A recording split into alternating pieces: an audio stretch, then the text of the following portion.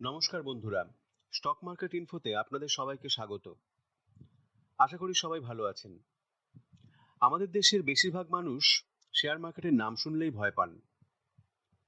তবে ভয়ের কিছু নেই, এখানে শুধুমাত্র একটু স্টাডি এবং নির্দিষ্ট কিছু রুলস মেনে চললেই সফল হওয়া সম্ভব। এই প্রজন্মের ছেলেমেয়েরা তাই শেয়ার ট্রেডিংকেই একটা প্রফেশন হিসেবে দেখছে এবং তার জন্য তারা রীতিমতো স্টাডি করছে।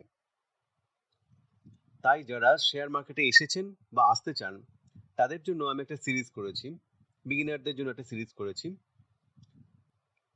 এই ভিডিওর আই বাটন ও ডেসক্রিপশনে তার লিঙ্ক দেওয়া, চাইলে আপনারা সেগুলো দেখতে পারেন।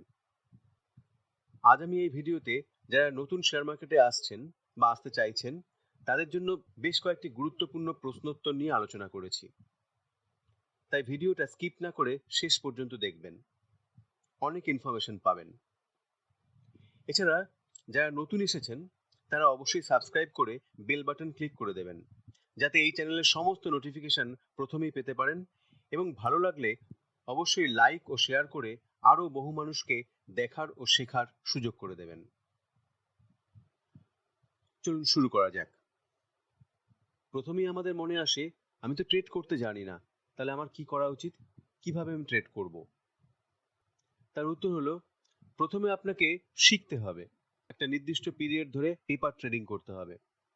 এইভাবে ধীরে ধীরে আপনি পেপার ট্রেডিং করতে করতে আপনার মনে একটা কনফিডেন্স আসবে এবং তারপরে আপনি ট্রেডিং করা শুরু করবেন। তাতে করে আপনার সফলতা আসবে। যদি আমার একটা ছোট ক্যাপিটাল থাকে তাহলে কি আমার ট্রেডিং করা শুরু করা উচিত? ছোট ক্যাপিটাল হলে ধীরে ধীরে ইনভেস্টমেন্ট করে শেখা উচিত, কিন্তু যদি ট্রেডিং করতে হয় তাহলে একটা বড় ক্যাপিটাল হলেই ভালো। যেমন বলছিলাম আপনাদের, যদি কেউ ফ্রেশার হন এবং সে শিখতে চায় তাহলে তার কি করা উচিত? তার কি ট্রেড করা উচিত? এখানে ফ্রেশার কিংবা এক্সপিরিয়েন্স তাতে কোনো ম্যাটার করে না, আসল হচ্ছে কতটা আপনি শিখেছেন। যদি আপনি ভালোভাবে শিখে থাকেন তাহলে আপনি ডেফিনেটলি স্টার্ট করতে পারেন। কারণ মনে প্রশ্ন আসতেই পারে, আমার জন্য কি স্ট্র্যাটেজি অ্যাপ্রোপ্রিয়েট হবে? সেক্ষেত্রে আমি বলবো, মার্কেটে বহু স্ট্র্যাটেজি আছে, ট্রেডিং এর জন্য বহু স্ট্র্যাটেজি আছে। তার মধ্যে থেকে আপনাকে বেছে নিতে হবে আপনার পক্ষে সুইটেবল কোনটা হচ্ছে, কোন স্ট্র্যাটেজিতে আপনি প্রফিটেবল হচ্ছেন। এরপরে আসি, অনেকের ক্ষেত্রেই হয় বহু স্ট্র্যাটেজি অ্যাপ্লাই করেছে কিন্তু কনসিস্টেন্টলি সে আর্ন করতে পারছে না শেয়ার মার্কেট থেকে। তাহলে তার ক্ষেত্রে কি করা উচিত?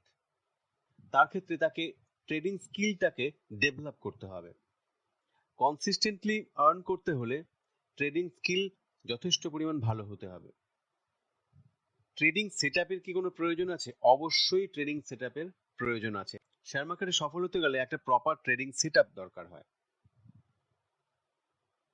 ট্রেড চলাকালীন যদি ইমোশনাল হয়ে যায় তাহলে সেক্ষেত্রে কি হতে পারে? ট্রেড চলাকালীন ইমোশনকে কন্ট্রোল করতেই হবে, কারণ ইমোশনাল হয়ে গেলেই লস হওয়ার সম্ভাবনা বেশি। হেভি লস হলে আমাকে ট্রেডিং থেকে বেরিয়ে যাওয়া উচিত?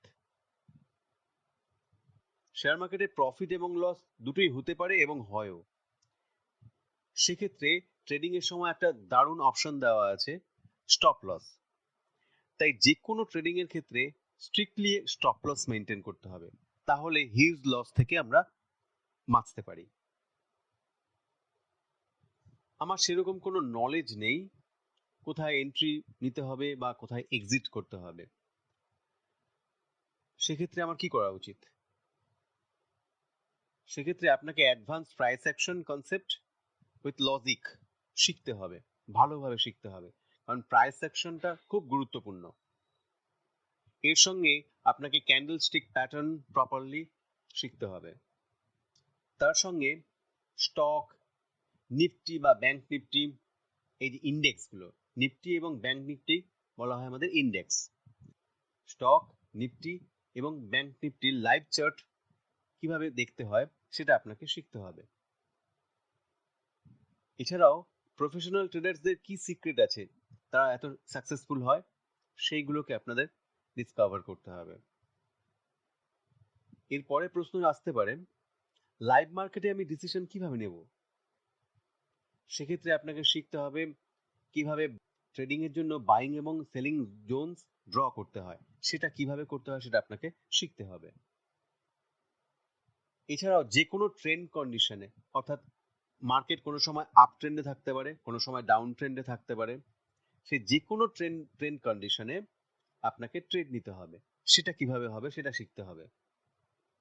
এছাড়াও ইনস্টিটিউশন যারা আছে, যেমন ফরেন ইনস্টিটিউশন, ডোমেস্টিক ইনস্টিটিউশন, এরা কিভাবে ট্রেডিং ডিসিশন নেয় সেগুলো আপনাকে ফলো করতে হবে।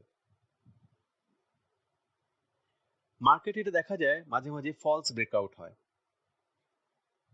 ফলস ব্রেকআউট হলে সেক্ষেত্রে আপনাকে জানতে হবে আপনার ক্যাপিটালকে কিভাবে আপনি প্রোটেক্ট করবেন, সেটা শিখতে হবে।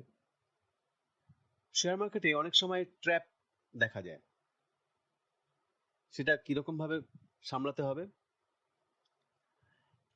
শেয়ার মার্কেটে সাধারণ ট্রেডাররা অপারেটরদের বিভিন্ন ট্র্যাপে পড়ে যায়, সেক্ষেত্রে বিশাল লস করে তারা। যার ফলে সবাইকে শিখতে হবে কিভাবে তার ক্যাপিটালকে সে প্রোটেক্ট করবে। এছাড়াও বড় ইনস্টিটিউশন কিভাবে প্লে করে আমাদের সঙ্গে, সেটাও জানতে হবে, ভালোভাবে জানতে হবে, এটা খুব গুরুত্বপূর্ণ। আচ্ছা, ট্রেডিং এর সময় কি কোনো মাইন্ড সেটআপটা খুব ভালো কি?